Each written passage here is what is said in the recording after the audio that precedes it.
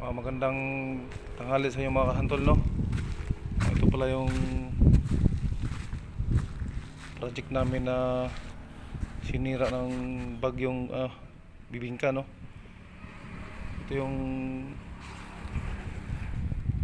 warehouse namin na nilipad ang mga atok, bubong dito po.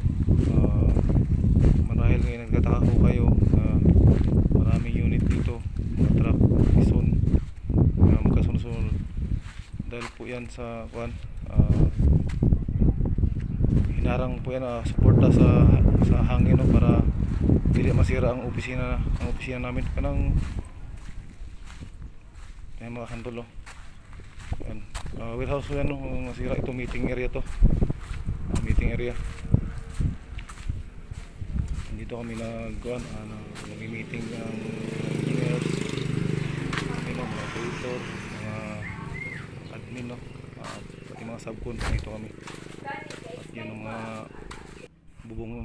bubong lipad. At dito, no, ang tinuturo ko yan truck, nakaprada yan para backhoe, dalawang truck, isang backhoe para harang yan sa malakas na hangin, no, para ang opisina namin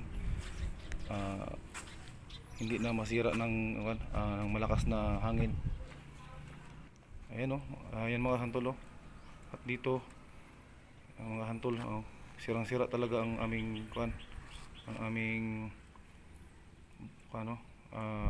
warehouse, no. Warehouse namin yan,